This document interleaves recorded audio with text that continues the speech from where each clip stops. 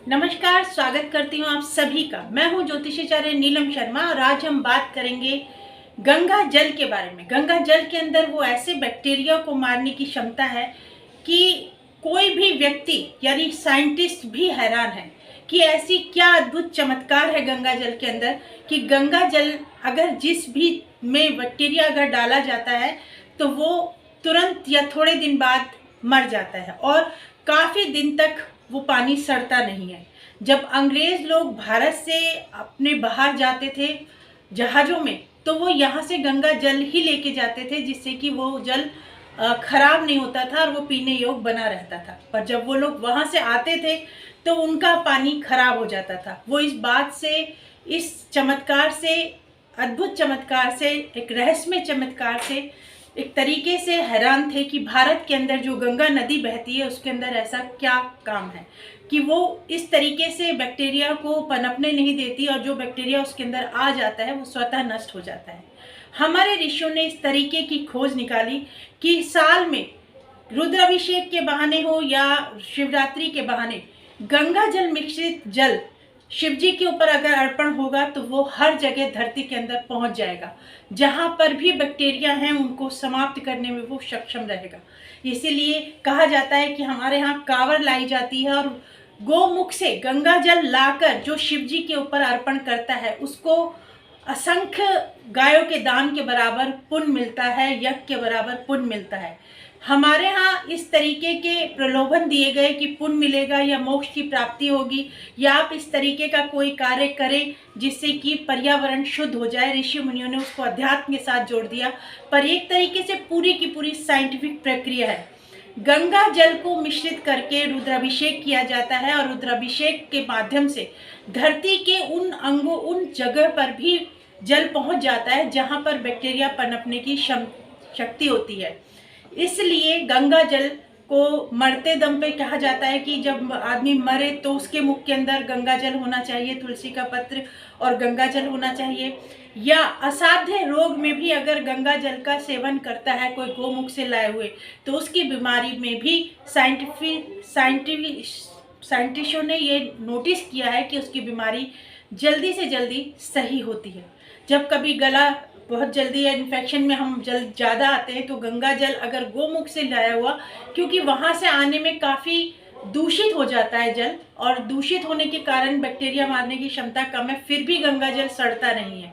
आप लोग मंदिरों में, अपने घर में जब भी हम गंगा जल रखते हैं तो ये आप साक्षात परिणाम देख सकते हैं अपने यहाँ। ये एक ऐसी प्रक्रिया है जिसके माध्यम से हम अपने सनातन धर्म पे जितना गर्व कर सकते हैं उतना हमें नहीं कर पाए, क्योंकि इतने दिनों की दास्ता रही, अंग्रेजों का राज रहा कि हम अपने संस्कारों को एक पाखंड या एक तरीके से ढोंग समझने लगे।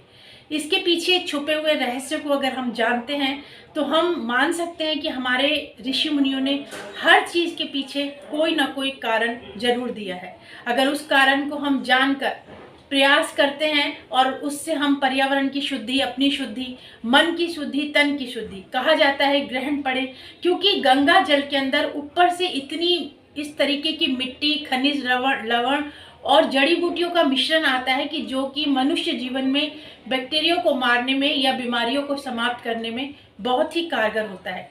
ये छोटे छोटे से उपाय हैं जो कि गंगा जल के माध्यम से आप कर सकते हैं। जब भी आप कोई मंत्र सिद्ध करते हैं तो अपने सामने किसी भी बर्तन में, कांसे के बर्तन में एक गंगा जल भर के रखें और साथ में इलायची अगर आप रखते हैं और मंत्र जाप करते हैं तो वो इलायची सिद्ध करके अगर किसी भी बच्चे को भी खिलाते हैं तो उसकी भी बुद्धि कुशार्ग होनी शुरू हो जाती है। और कोई असाध्य रोग से अगर पीड़ित है तो वो भी इन चीज़ों से मुक्ति पा सकता है। गंगा जल का कितना महत्व है ये हम शिवरात्रि पर ही ना जाने, बाकी भी जीवन समय पर पहचाने कि गंगा जल का उपयोग हम किस तरीके से कर सकते हैं। धरती की प्यास बुझाना ही इसका मात्र एक ध्येय नहीं है और ये कलांतर यानी काफ़ी समय से, और इसलिए इसको शिव जी के ने अपने जटाओं में इसको स्थान दिया है और जटाओं से निकली है भागीरथी ऋषि जो है वो इसको धरती के ऊपर लेकर आए हैं। ये एक तरीके से वरदान है हम सबके लिए। और मेरा आप सभी को शिवरात्रि की बहुत बहुत शुभकामनाएं। शिवरात्रि पर आप सभी एक जल का लोटा उसके अंदर गंगा जल मिश्रित कर भी अगर शिव जी को अर्पण करते हैं तो ये भी एक बहुत ही पुण्य का कार्य रहेगा। और ये वो दिन है जिसके अंदर शिव पार्वती का मिलन हुआ, शक्ति और शिव जब मिलते हैं तो इस पूरी सृष्टि की रचना में एक सहयोगी बनते हैं। इन सभी का ध्यान रखते हुए शिवरात्रि में गंगा जल से शिव जी को रुद्राभिषेक करना बहुत ही उत्तम कहा जाता है। इन्हीं सब चीज़ों को देखते हुए सनातन धर्म की जितनी भी गुणगान गाए जाएं, गाथा गाई जाए उतनी कम है। अपने हिंदुत्व को, अपने हिंदू में करने वाली प्रक्रियाओं को अगर आप ध्यान से देखेंगे तो सभी के पीछे कोई ना कोई साइंटिफिक रीजन छुपा हुआ है। तो मेरा आप सभी से अनुरोध है कि आप सभी गंगा जल का सम्मान करें और एक बार अगर पूर्णमासी अमावस पे गंगा जल के छींटे अपने घर के अंदर भी देते हैं तो आपके घर के अंदर नकारात्मकता दूर होगी, घर के अंदर शुभता की प्रवेश होगा और नकारात्मक सोच भी आपकी धीरे धीरे परिवर्तित होने लगेगी। मिलते हैं एक नई जानकारी के साथ, तब तक के लिए प्रणाम।